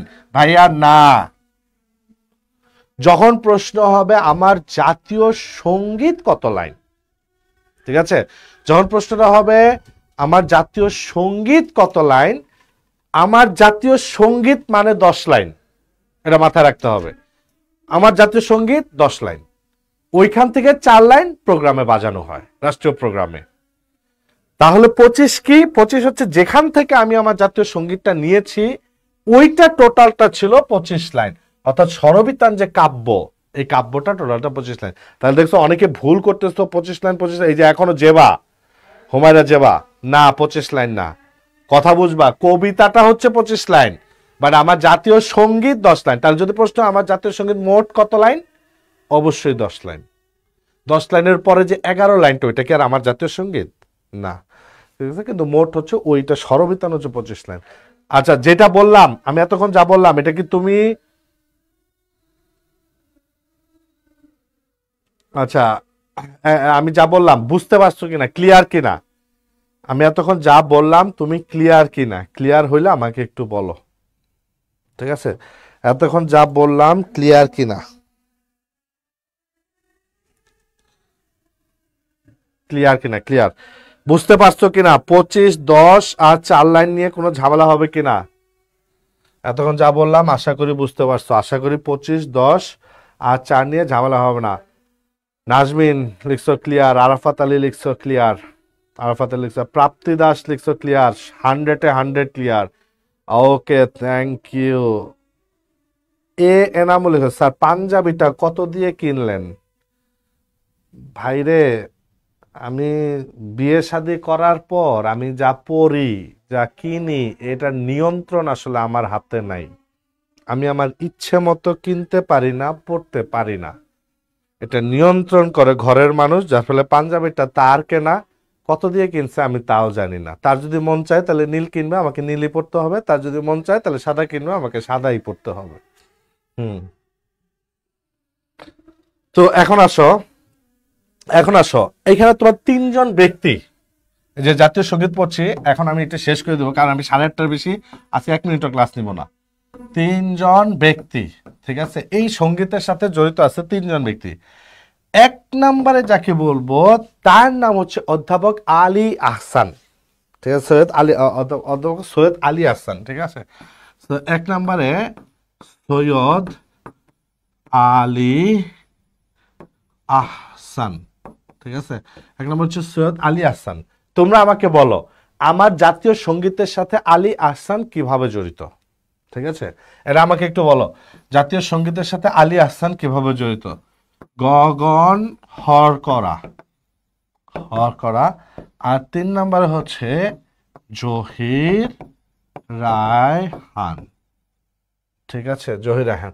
তাহলে আমার জাতীয় সঙ্গীতের সাথে 3 জন ব্যক্তি থেকে প্রশ্ন হতে পারে। বেলা লিখছো বুঝতে পারছি, রহমান লিখছো এটাই বাস্তব। 28তম বইটা আছে, এটাতে চলবে কিনা? 28 থাকলে ভাইয়া একটু 30 নাম্বারটা নিয়ে নিও, 30তম এডিশনটা নিয়ে নিও। ইংরেজি অনুবাদক, থ্যাংক ইউ। তার মানে আমার জাতীয় সঙ্গীতটার ইংরেজি অনুবাদক যিনি, ঠিক আছে, এটা হচ্ছে ইংরেজি অনুবাদক, আমার জাতীয় সঙ্গীতের ইংরেজি অনুবাদক। আর গগন হরকরা লালন ভক্ত, যার সুরটা নকল করেন, যার মানে সুরটা তো হচ্ছে লালনের গাওয়া সুর, যারটা শুনে, যার গান শোনেন এবং সেটা অনুপ্রেরণা নিয়ে, অর্থাৎ যার গান শুনে অনুপ্রেরণা নিয়ে করেন। আর জহির রায়হান প্রথম চলচ্চিত্রে ব্যবহার করেন, জহির রায়হান প্রথম চলচ্চিত্রে ব্যবহার করেন। তাহলে এই 3 জন ব্যক্তিকে নিয়ে জানতে হবে। তাহলে ভাইয়া আমি একটু তোমাদেরকে দেখাই, ঠিক আছে, এই জাতীয় সঙ্গীত থেকে কি কি প্রশ্ন হইতে পারে। আমরা তো জাতীয় সঙ্গীতে একটা প্রেক্ষাপট দেখলাম কিভাবে বঙ্গভঙ্গ থেকে জাতীয় সঙ্গীতটা আসলো, ঠিক আছে, জাতীয় সঙ্গীত আসলো। তাহলে জাতীয় সঙ্গীত থেকে প্রশ্ন হইতে পারে প্রেক্ষাপট কি? বঙ্গভঙ্গ। কি বলা আছে সঙ্গীতে? প্রকৃতির কথা বলা আছে। কোন অনুপ্রেরণায়? বাউল সঙ্গীতের অনুপ্রেরণায়, ঠিক আছে। কার থেকে শুনে অনুপ্রাণিত হয়ে লিখেন? গগন হরকরা। গগন হরকরা কার ভক্ত? লালনের ভক্ত। তাহলে যে সুরটা নকল করেন এটা কোন সুর? লালনের সুর। ঠিক আছে, আচ্ছা তারপরে তো এটা প্রথম চলচ্চিত্র, এটা হচ্ছে প্রথম প্রকাশিত হয় বঙ্গদর্শন পত্রিকায়, প্রথম গীত হয় কলকাতা টাউন হলে, রেকর্ড হয় 1948 সালে। এইটা বিবিসির সেরা জরিপে ফার্স্ট হয় 20টি গানের মধ্যে, এটা হয় 2006 সালে। আর আমার জহির রায়হান এটি প্রথম ব্যবহার করেন হচ্ছে 1970 সালে। এরপরে প্রশ্নটা চলে আসবে হচ্ছে গ্রন্থ আর কাব্য, গ্রন্থ গীত বিতান, কাব্য স্বরবিতান। ওই কবিতাটা 25 লাইনের, জাতীয় সঙ্গীত হচ্ছে 10 লাইন, 4 লাইন রাষ্ট্রীয় প্রোগ্রামে গাওয়া হয়। ঠিক আছে, এরপরে আলী আহসান যিনি এটির ইংরেজি অনুবাদ করেন। ভাইয়া এর বাইরে জাতীয় সঙ্গীত থেকে প্রশ্ন নাই। ঠিক আছে, এটাই কমন। এই এতটুকু যদি তুমি পড়ো ইনশাল্লাহ জাতীয় সঙ্গীত থেকে এবং বঙ্গভঙ্গের একটা প্রেক্ষাপট আমরা দেখলাম, এর থেকে যা যা প্রশ্ন হতে পারে তুমি আনসার করতে পারবা। আচ্ছা এবার দ্রুত জাতীয় সঙ্গীতের পর আমরা একটু দেখব জাতীয় পতাকা। ঠিক আছে, সঙ্গীতের পর আমরা একটা টাইটেল দেখব, সেটা হচ্ছে জাতীয় পতাকা। ঠিক আছে, জাতীয় পতাকা। জাতীয় পতাকা পড়ার ক্ষেত্রে আমরা দুইটা কাজ করব। ঠিক আছে, একটা লিখব হচ্ছে প্রথম, আরেকটা লিখব হচ্ছে বর্তমান। ঠিক আছে, প্রথম বর্তমান। তোমরা যারা আমার গতকালকে ক্লাসটি করেছিলে, কথা ছিল তোমরা যারা নোট করছো নোটটা একটু শেয়ার করবা। ঠিক আছে, তোমরা গতকালকে ক্লাস যারা করেছিলে নোট করেছো, নোটটা শেয়ার করার কথা ছিল হচ্ছে আমাদের গ্রুপে, জুবাইর এডুকেশনাল গ্রুপে। তো আজকের ক্লাসটাও যদি কেউ নোট করে থাকো শেয়ার করতে পারো। আর তোমরা তো এখনো আসলে এইচএসসি নিয়ে ব্যস্ত আছো, তুমি যে এই পড়াটা নোট করবা ওই পরিস্থিতিতে তুমি নাই। আচ্ছা ঠিক আছে, আগে এইচএসসি দাও, তারপর কথা হবে তোমার সাথে। আচ্ছা তাহলে খেয়াল করে দেখো, আমরা জাতীয় পতাকা দুইটা ভাবে একটু পড়ে যাই। প্রথম পতাকা ডিজাইনার বা নকশাকার এমন যদি প্রশ্ন হয় তাহলে সেটার উত্তর হবে হচ্ছে শিব নারায়ণ দাস। ওই প্রথম পতাকাটা কেমন ছিল? প্রথম পতাকাটা ছিল হচ্ছে মানচিত্র খচিত। ঠিক আছে, মানচিত্র খচিত। আর বর্তমান যদি সিম্পলি পড়তে হয়, বর্তমান আমাদের এই পতাকার ডিজাইনারকে, কোনো বর্তমান উল্লেখ নাই, তাহলে আমাদের পতাকা বর্তমানে যে অবস্থা আছে এইটার ডিজাইনার জানতে চাচ্ছে পটুয়া কামরুল হাসান। তাহলে বর্তমানটা কামরুল হাসান। ঠিক আছে, বর্তমান যে আমাদের পতাকা, বর্তমান শব্দটা না থাকলেও কামরুল হাসান। ঠিক আছে, এইটাতে মানচিত্র আছে, এখানে হচ্ছে মানচিত্র না, আমরা সবুজ। ঠিক আছে, তার মাঝখানে লাল বৃত্ত, সবুজ বৃত্ত যেটা হচ্ছে লাল, কোনো মানচিত্র থাকবে না, এই পতাকাটা পেলাম। ঠিক আছে, সো এই যে বর্তমান পতাকা, এটার দৈর্ঘ্য প্রস্থ এবং বৃত্তের অনুপাত যেটা বর্তমানে যেটা আমরা পাচ্ছি, এইটা হচ্ছে ভাইয়া 10, দৈর্ঘ্য যদি 10 হয়, প্রস্থ হবে হচ্ছে 5, আর বৃত্ত হবে হচ্ছে 2, বৃত্তের পরিধি। আর যদি সেটা থেকে ছোট হয় তাহলে হবে হচ্ছে, সরি আমি একটু ভুল বললাম তোমাদেরকে,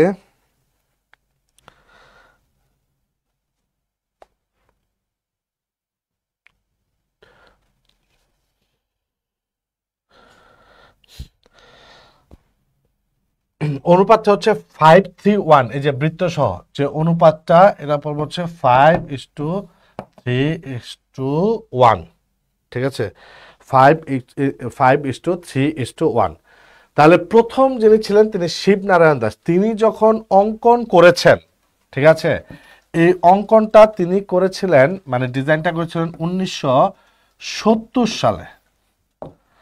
1970 সালের প্রথম যে ডিজাইনটা করেন, হ্যাঁ 10:6, 10:6:2। আর এটা যদি দেখো তাহলে 5:3:1। যদি বড় পরিসরে দেখি তাহলে 10:6:2, আর ছোট পরিসর করলে 5:3:1। ঠিক আছে, সো 1917 সাল খেয়াল করে দেখো, স্যার জিকে মনে রাখতে পারি না, অনেক পড়ি বাট মনে রাখতে পারি না, কিভাবে কি করব? ঋতুপর্ণা লিখছে জিকে মনে রাখতে পারে না।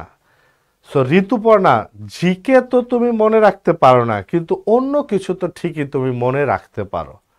যেমন হইতে পারে এখন তোমার মনের মধ্যে অন্য কেউ একজন আছে, তাই না?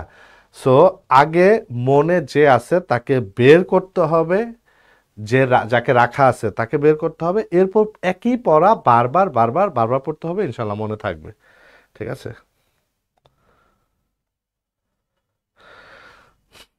কল্পতরু, আল্লাহ, কল্পতরু তো আমাদের অনেক আগে স্টুডেন্ট, করোনাকালীন স্টুডেন্ট। কল্পতরু এখন আমাদের ক্লাস দেখছে। আচ্ছা, ওকে, থ্যাংক ইউ। সো যেটা বলতেছিলাম 1970 সাল, ঠিক আছে, এই 1970 সালের 6 জুন, 6 জুন এই ডিজাইনটা করা হয়। এটা করা হয় কোথায়? ঢাকা বিশ্ববিদ্যালয়ের, ঢাকা বিশ্ববিদ্যালয়ের ইকবাল হল, ইকবাল ইকবাল হল, এই ঢাকা বিশ্ববিদ্যালয় ইকবাল হলে 1970 সালের 6 জুন। আমি রুম নাম্বারটাও বলে দেই, 108 নং কক্ষ। ঠিক আছে, ঢাকা বিশ্ববিদ্যালয়ের ইকবাল হলের 108 নং কক্ষ, এখানে এটা করা হয়। এখন আমার প্রশ্ন হচ্ছে, সেই ইকবাল হল কি এখন আর ইকবাল হল আছে? ইকবাল হলের বর্তমান নাম কি? তাহলে একদম প্রথম যেটা মানচিত্র সহ করা হয়েছিল, এটা বেশ কিছু ছাত্র নেতারা একসাথে বসেছিলেন ঢাকা বিশ্ববিদ্যালয় ইকবাল হলে 6 তারিখে। তারা সিদ্ধান্ত নেন এরকম একটা মানচিত্র আঁকবেন। এই সিদ্ধান্ত অনুযায়ী পরে শিবনারায়ণ দাস এই মানচিত্রটা আঁকেন। তাহলে এই পতাকাটা আঁকেন। এই পতাকাটা প্রেক্ষাপটের সাথে জহুরুল হক হল জড়িত, যেখান থেকে উঠে আসছে। এই জহুরুল হক হলের 108 নং কক্ষ থেকে এই পতাকা ডিজাইনটা উঠে আসছিল। সো এটা ছিল হচ্ছে ইকবাল হল। কিন্তু ইকবাল হলের বর্তমান নাবিহা নিশাত তাসনিম নাবিলা বলছে, আপনি কিভাবে সবাইকে এত মনে রাখেন?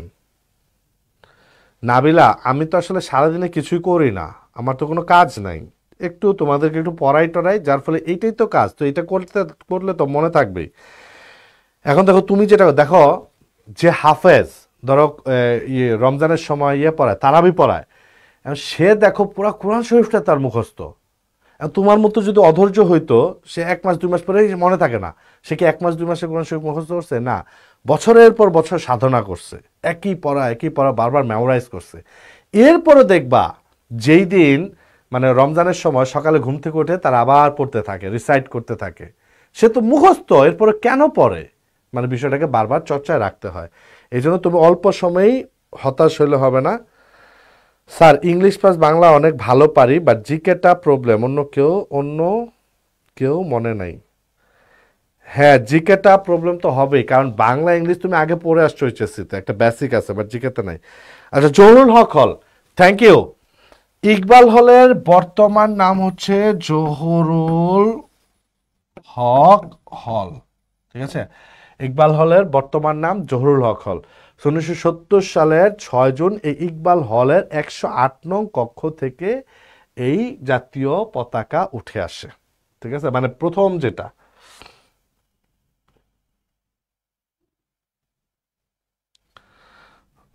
আচ্ছা, রাহিদ লিখছে, তার তো আর আউটসাইড কথা বলার টপিক কিংবা মানুষ নাই।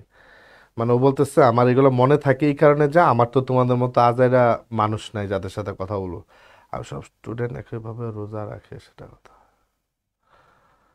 আচ্ছা, হয়তো কমেন্টে তোমরা একটু ঝগড়া টগড়া লাগাই দিছো, এটা ভালো। কমেন্টে একটু মারামারি করলে, ঝগড়া টগড়া করলে একটু কমেন্ট বক্সটা জমে ওঠে। আচ্ছা, তো যেটা বলতেছিলাম, এখানে তাহলে 3টা বিষয় খেয়াল করো। এখান থেকে প্রথমের সাথে জড়িত প্রশ্ন হবে শিবনারায়ণ দাস কেমন ছিল মানচিত্র খচিত, আর এটার সাথে কোন হল জড়িত? ইকবাল হল 108 নং কক্ষ। ঠিক আছে, 70 সালে ডিজাইন। এইটার যে অনুমোদন, ঠিক আছে, এখন বর্তমানে আমরা একটু কামরুল হাসানকে নিয়ে পড়ি। ঠিক আছে, তার এবার প্রশ্ন চলে আসে কামরুল হাসানকে নিয়ে। ঠিক আছে, কামরুল হাসান, তার যে বড় পরিচয়, ঠিক আছে, জাতীয় পতাকা ডিজাইনার। এই জাতীয় পতাকা ডিজাইন ছাড়া তিনি আরেকটা বিশ্ববিদ্যালয়ের মনোগ্রামে ডিজাইন করেন। ঠিক আছে, যেমন ঢাকা বিশ্ববিদ্যালয়ের লোগোটা দেখো না, মনোগ্রামটা, সেটা তো মানে ডিজাইন করা, কেউ না কেউ করেছে। ঠিক তেমনি ভাবে কামরুল হাসান একটা বিশ্ববিদ্যালয় ডিজাইন করেন, বলো তো, আমার প্রশ্ন উত্তর দাও তো। স্যার ক্লাসের নোটের ছবি দিব কি ইসরাত? ইসরাত, হ্যাঁ ক্লাসের নোটের ছবি দিবা, এটা পোস্ট করবা হচ্ছে জুবায়েরস জিকে এডুকেশনাল গ্রুপ, যেটা এই গ্রুপে, ঠিক আছে? তুমি একটা গ্রুপ পাবা এরকম, জুবায়েরস জিকে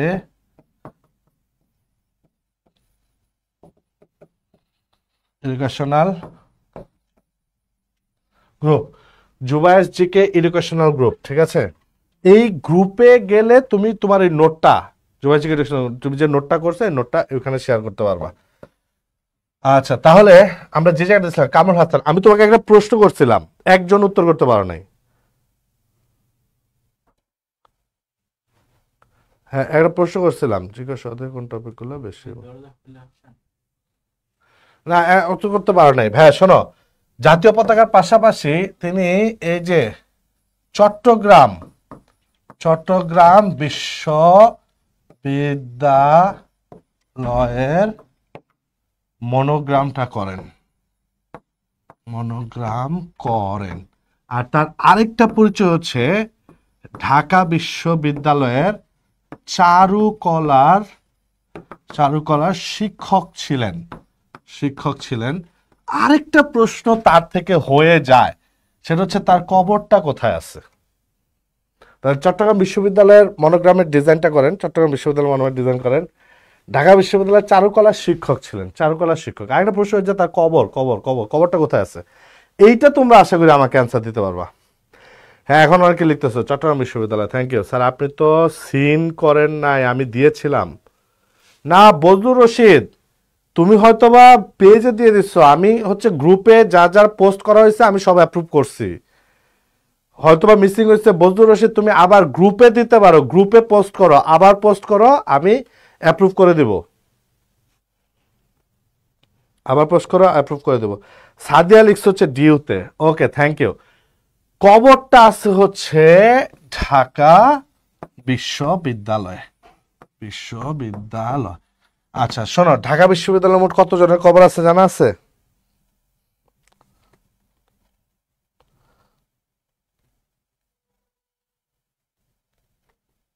ঢাকা বিশ্ববিদ্যালয়ে মোট কবর আছে কতজনের? আচ্ছা, তার কবরটা যে জায়গায়, মসজিদের সাথে, এইখানে কবর আছে কয়টা? এখানে কবর আছে কয়টা? আমাকে একটু জানাও দেখি, তাহলে আমরা কামরুল হাসানকে নিয়ে ডিটেলস যখন পড়বো, ঠিক আছে, মানে তার চিত্রকর্ম নিয়ে যখন পড়বো, এটা আলাদা পার্ট। আপাতত যেহেতু আমরা তার জাতীয় পতাকার ডিজাইনার হিসেবে পাইলাম, তাহলে তার সাথে রিলেটেড যে তথ্যগুলি আছে এইগুলা আপাতত আমরা দেখলাম, ঠিক আছে? আরেকটা বিষয় মাথায় রাখবা, এই পতাকাটা কিভাবে, ঠিক আছে, কিভাবে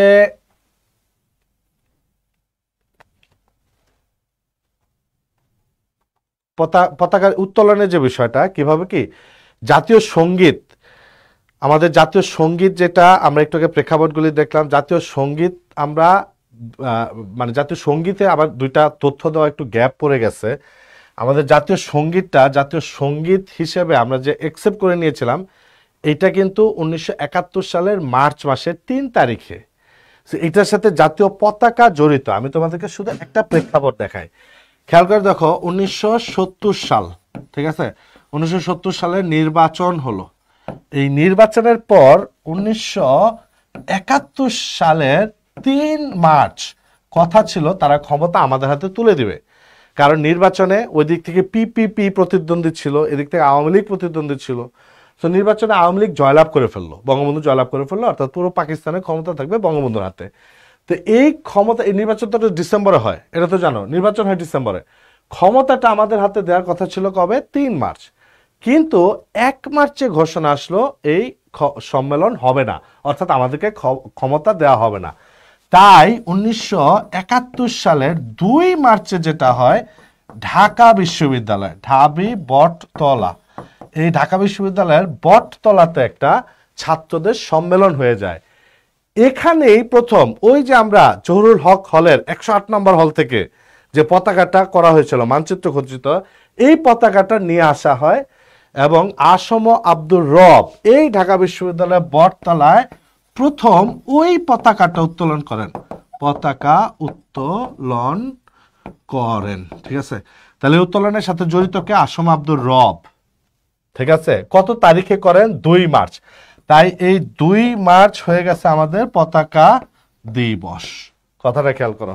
তাহলে 1971 সালের 2 মার্চে যে পতাকা প্রথম মানচিত্র খচিত যেটা শিবনারায়ণ দাসের, এটা নিয়ে আসেন ঢাকা বিশ্ববিদ্যালয় বটতলায় এবং ওই দিনই পতাকাটা উত্তোলন করে আসম আব্দুর রব পতাকাটা। এখন ভাইয়া এই যে রব, তারপরে একটু আগে যেটা বললাম বর্তমান পতাকাটা যে 1972 সালে 17 জানুয়ারিতে আসতো, নির্দেশ দিয়েছিলেন বঙ্গবন্ধু, এগুলো থেকে প্রশ্ন হবে না। বা প্রথম পতাকা উত্তোলন হয় কোথায়? ঢাকা বিশ্ববিদ্যালয় বটতলায়। কত তারিখে? 2 মার্চ। ফলে পতাকা দিবস কবে? 2 মার্চ। এগুলা থেকে প্রশ্ন হবে। ঠিক আছে, এর পরদিন যেটা হয়, যেহেতু 3 তারিখে অধিবেশন হওয়ার কথা ছিল, সম্মেলন হওয়ার কথা ছিল, হয় নাই, এর পরের তারিখে 3 মার্চে যেটা হয়, 3 মার্চে ঢাকা বিশ্ববিদ্যালয় ঢাকার পল্টনে একটা সম্মেলন হয়ে যায়। ওই সম্মেলনেই আমরা যেটা দেখি, এই যে আমাদের জাতীয় সঙ্গীত নির্বাচন করা হয় এবং এই সঙ্গীতের সাথে পতাকা উত্তোলন করা হয়। পতাকা উত্তোলন করা হয়। তাহলে পতাকা উত্তোলন, যদি প্রশ্ন হয় প্রথম পতাকা উত্তোলন কবে, এটা 2 মার্চ। আর যদি প্রশ্ন আমাদের জাতীয় সঙ্গীত নির্বাচিত হয় কবে, এটা 71 সালের 3 মার্চ। আর সঙ্গীতের সাথে পতাকা উত্তোলন করা হয় কবে, তাহলে সেটা 71 সালের 3 মার্চ, সঙ্গীতের সাথে পতাকা উত্তোলন। এখন ভাইয়া এই পতাকা উত্তোলন, এটা যদি আমি একটু আলাদা করে পড়ি, পতাকা উত্তোলন, ঠিক আছে, তাহলে আরো 2টা তথ্য অ্যাড হবে। প্রথম কথা হচ্ছে প্রথম পতাকা উত্তোলন হয় কবে, ঠিক আছে, প্রথম জাতীয় সঙ্গীতের সাথে পতাকা উত্তোলন হয় কবে, এই 2টা তথ্যই কিন্তু আমরা পড়ে ফেলছি। ঠিক আছে, একটা প্রশ্ন হবে প্রথম পাকিস্তান দিবসে পতাকা উত্তোলন হয় কবে, যখন 1971 সালের 23 মার্চ। 23 মার্চ হচ্ছে পাকিস্তান দিবস। কেন? আমরা ইতিহাস পড়তে গেলে দেখবো ওই দিনে পাকিস্তান তাদের প্রথম সংবিধান নিয়ে আসছিল। সো 23 মার্চ ছিল পাকিস্তান দিবস। ঠিক আছে, সো 1971 সালের 23 মার্চ, ঠিক আছে, পাকিস্তান দিবসে, ঠিক আছে, পাকিস্তান দিবসে জাতীয় পতাকা উত্তোলন করা হয়। পাকিস্তান দিবসে পাকিস্তানের পতাকা উত্তোলন না করে আমরা এই উত্তোলনটা করি। তা 3টা উত্তোলন পাই না। প্রথম 2 মার্চ, সঙ্গীতের সাথে 3 মার্চ, সবই 71-এর কাহিনী। আর পাকিস্তান দিবসে পাকিস্তানের পতাকা উত্তোলনকে আমরা পতাকা উত্তোলন করি, সেটা কবে? সেটা হচ্ছে 23 মার্চ। আরেকটা প্রশ্ন হয়, আরেকটা প্রশ্ন, বিদেশে প্রথম পতাকা উত্তোলন হয় কোথায়? ঠিক আছে, এটার জন্য তোমাকে পড়তে হবে কলকাতাস্থ বাংলাদেশ মিশন যেটা ছিল। ঠিক আছে, কলকাতাস্থ বাংলাদেশ মিশন, এটা আমরা 23 মার্চের কথা বললাম না, এরপরে 18 এপ্রিল, 18 এপ্রিল কলকাতার বাংলাদেশ মিশন, ওইখানে প্রথম বিদেশে পতাকা উত্তোলন করা হয়। তাহলে বা উত্তোলনের ক্ষেত্রে এই 4টা পড়ো, এই 4টা ভেরি ভেরি ইম্পর্টেন্ট। বিশেষ করে এই যে আমাদের পতাকা দিবস 2 মার্চ, এটা গতবারে আগের বার প্রশ্নে ডিরেক্ট চলে আসছে, পতাকা দিবস 2 মার্চ প্রশ্নে চলেই আসছে। ঠিক আছে, আচ্ছা, তাহলে আমি বলছিলাম যে 8:30-এর বেশি 1 মিনিটও ক্লাস নেব না, 8:41 বেজে গেছে। সো আমরা কিছু প্রশ্ন সলভ করে ফেলি। যারা আমার সাথে আসছো, শোনো, তোমার এইচএসসি এখনো শেষ হয় নাই। ক্লাস শুরু হয়েছিল 180 জন নিয়ে, এখন আসছে হচ্ছে 87 জন। ঠিক আছে, রবীন্দ্রনাথ একটা কথা বলছিল, আমরা শুরু করি শেষ করি না। ঠিক আছে, সেই বিশ্ববিদ্যালয় ভর্তির জন্য এটা খুব জরুরি, রবীন্দ্রনাথের কথাটা। কেউ যদি শুরু থেকে একদম শেষ পর্যন্ত থাকতে পারে আর এক্সামগুলি খুব ভালোভাবে গুরুত্বের সাথে দিতে পারে, ইনশাল্লাহ তার চান্স কেউ ঠেকায় রাখতে পারবে না। আমার কথাটা বুঝো, শুরু থেকে শেষ পর্যন্ত থাকতে হবে, আর যত এক্সাম নেওয়া হবে সে যে কোচিংয়েই ভর্তি হোক না কেন, তার চান্স কেউ ঠেকায় রাখতে পারবে না। এই যে দেখো আমাদের এখানে 40, আমি যে আমার কোর্সটা যেটা Zubair GK preparation Zubair sir, এইখানে প্রত্যেকটা ক্লাসের পরপরই এক্সাম হবে। ঠিক আছে, তুমি যদি আমাদের ওয়েবসাইটে ঢুকো, মডিউলে দেখবা সব এক্সাম সেট আপ সাজানো আছে। 40টা ক্লাসের সাথে 40টা এক্সাম হবে, আবার সাম্প্রতিকের 10টা ক্লাস হবে, 10টার সাথে আবার 10টা এক্সাম হবে। ঠিক আছে, তুমি মনে করতেছো এগুলাই না, এই যে দেখবা আগামী 1 সেপ্টেম্বর, 1 সেপ্টেম্বর, ঠিক আছে, আগামী 1 সেপ্টেম্বর তোমাদের জন্য আমি আরেকটা বিষয় রাখছি। সেটা হচ্ছে তোমরা যে পড়া শুরু করছো বেস্ট বিগিনার, ঠিক আছে, শুরুটা কার কত চমৎকার। ঢাকা বিশ্ববিদ্যালয় ভর্তি পরীক্ষার অনুরূপ বেস্ট বিগিনার একটা এক্সাম নিব। তো আগামী 1 সেপ্টেম্বরে আরেকটা এক্সাম হবে শুধু সাধারণ জ্ঞানে ঢাকা বিশ্ববিদ্যালয় ভর্তি পরীক্ষার অনুরূপ, এবং ওই এক্সামে যারা ভালো করবে এইরকম একটা করে ক্রেজ দেওয়া হবে। আমি এই এক্সামটা অলরেডি নিচ্ছি একবার, এই জন্য 10 জনের জন্য ক্রেজ বানিয়ে রাখছি, তোমাদের জন্য আরেকটা এক্সাম নেওয়া হবে এবং ক্রেজ দেওয়া হবে। সো এই এক্সামে তো থাকবাই, প্লাস যখন আমার সাম্প্রতিক ক্যাপসুল ট্যাপসুল বের হবে আরও প্রচুর ফ্রি এক্সাম নেওয়া হবে, এগুলো তোমরা পেয়ে যাবা। সো এখন একটু চলে যাই হচ্ছে ইয়েতে, কোনটাতে, না এটা না, আমি একটু ইয়াতে যেতেছিলাম কোশ্চেন বলি, ইয়াটা কই,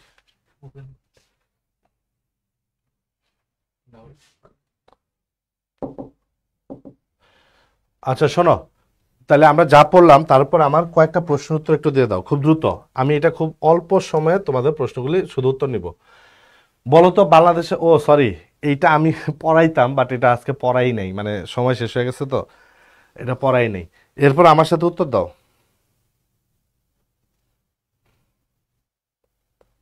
2-4 দিন গ্যাপ দিয়েন sir, economic Islamic history exam আছে। আচ্ছা, এর পরের ফ্রি ক্লাসগুলি তোমাদের 19 তারিখে, একদম পরীক্ষার পর, আর পরীক্ষার আগে আমি আর ক্লাস নিব না, ঠিক আছে।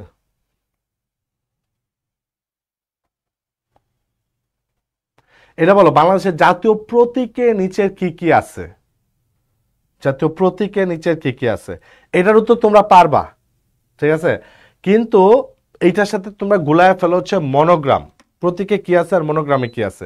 এটা আমি প্রতীক আর মনোগ্রাম আলাদা করে দেখাবো না, ঠিক আছে। হ্যাঁ সবাই তো দিচ্ছ, সংগ্রামী ইলা বর্ষণ সঠিক উত্তর, সাবিনা সঠিক উত্তর, মিনহা সঠিক উত্তর, রিফাত হাসান সঠিক উত্তর। পরের প্রশ্ন চলে যাও।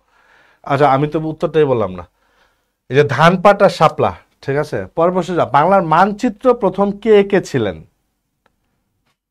আমার প্রশ্ন উত্তর দাদা, বাংলার মানচিত্র প্রথম কে এঁকেছিলেন। রোজনারও সঠিক উত্তর দিয়েছ, অন্নি বলেন সঠিক উত্তর দিয়েছ, এনামোল সঠিক উত্তর দিচ্ছ। এবার এইটার উত্তর দাও, বাংলার মানচিত্র প্রথম কে এঁকেছে। Zainul Abedin, major James Rennell, Kamrul Hasan, WH Oderland, Oderland. Mithila, thank you Mithila. Last বিষকন্যা, থ্যাংক ইউ, সঠিক উত্তর হয়েছে। বিষকন্যা যেহেতু সঠিক উত্তর দিতে পারছে, তোমরাও পারবা। এনামুল সঠিক উত্তর, থ্যাংক ইউ। এটা হচ্ছে জেমস মেজর রেনেল। পরের প্রশ্নে চলে যাও, বাংলাদেশের রাষ্ট্রীয় প্রতীকের নকশা করেন কে। এইটার উত্তর করো দেখি। আচ্ছা আমি তোমাদেরকে এটার সাথে আরেকটা অপশন এড করে দিব।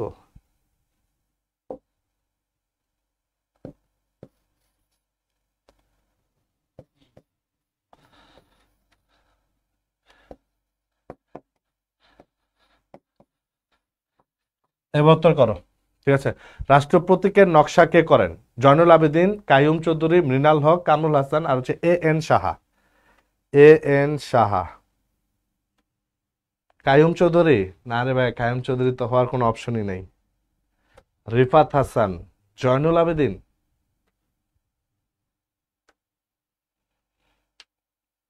আল্লাহ, 3-এর উত্তর তোমরা সবাই এরকম ভুল করবা, এটা তো। আচ্ছা Enamul, thank you. Sabina Yasmin, thank you. Sabina Yasmin answer করছো। এনামুল সঠিক উত্তর, ঠিক আছে। মঞ্জু, উত্তরটা হইল না। আচ্ছা সাবিনা ইয়াসমিন আবারও অ্যান্সার করছো, থ্যাংক ইউ। শিশির, তোমার তো হয় নাই। জয়নুল আবেদিন না।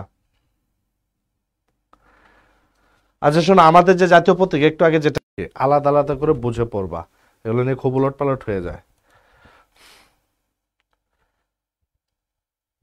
আচ্ছা আপনি একটা সুন্দর প্রশ্ন করছো, রাষ্ট্রীয় প্রতীক আর রাষ্ট্রীয় মনোগ্রাম কি একই। প্রতীক আর মনোগ্রাম শুধু আলাদা করে বোঝানোর জন্য আমি 2টা স্লাইডই রাখছিলাম, কিন্তু আজকে আমার পক্ষে সম্ভব না, ঠিক আছে। আজকে আমার পক্ষে সম্ভব না, আমি একটু ঢাকার বাইরে যাব। তো তোমরা একটু ওইটা আমি পরে একটা ক্লাসে ক্লিয়ার করে দিব, আর যারা আমার কোর্সের সাথে থাকবে তারা তো ডিটেলসে পেয়ে যাওয়া। এটার উত্তর এখনো কেউ করতে পারে না। এটার উত্তর হচ্ছে 2 ফেব্রুয়ারি।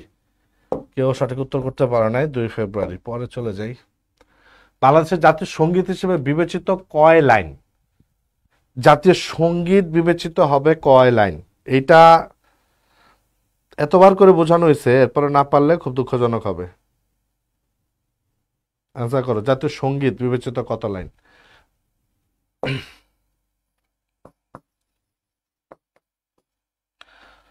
আচ্ছা, এই মোট শব্দটা দিয়ে ভেজালটা করে ফেলে। যদি প্রশ্ন হয় আমাদের জাতীয় সঙ্গীত মোট কত লাইন, ঠিক আছে? হ্যালো, হ্যাঁ হ্যাঁ, না আমি ক্লাসে আছি, আমি পরে ফোন দিই একটু। এই তো শেষ হওয়ার কিছুক্ষণের মধ্যে।